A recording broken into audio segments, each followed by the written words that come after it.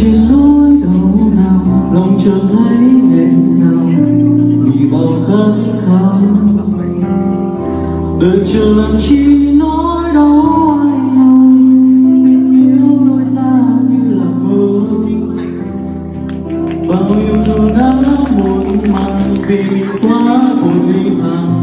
để lòng nát tan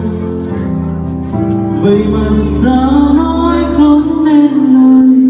lệ rơi trên đôi mắt tay từ trong con tim anh cứ nhớ em vô bờ tình yêu anh cũng đã khiến anh mong chờ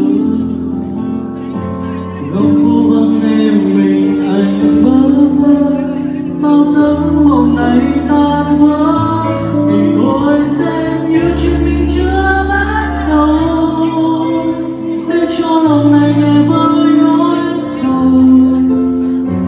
bao cành hoa đã thôi mùa mộng mà ta giữ lại cho nhau.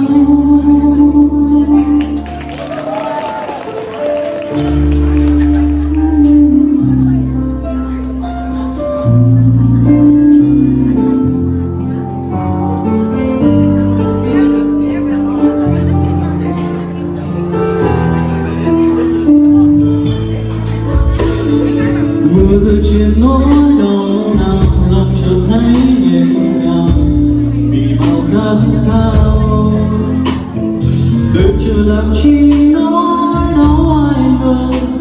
tình yêu đôi ta như là mơ bao yêu thương đã muộn màng vì mình quá vội vàng để lòng nát tan vậy mà là sao nói không nên lời lệ rơi trên đôi mắt tay từ trong con tim anh cứ nhớ em vô bờ tình yêu anh cũng đã khiến anh mong chờ góc phố vắng em mình anh bơ vơ bao giấc mộng này tan vỡ vì tôi sẽ như chuyện chưa bắt đầu để cho lòng này nghe với nỗi sầu bao cành hoa đã thôi mùa mà ta giữ lại cho nhau. Tôi xin yêu em trong cơn mơ người hãy đến dù là giấc mơ dẫu biết quá hay không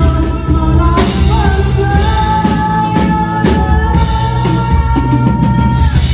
từ trong con tim anh cứ nhớ em vô bờ tình yêu anh cũng đã khiến anh mong chờ góc phố vắng em mình anh bơ vơ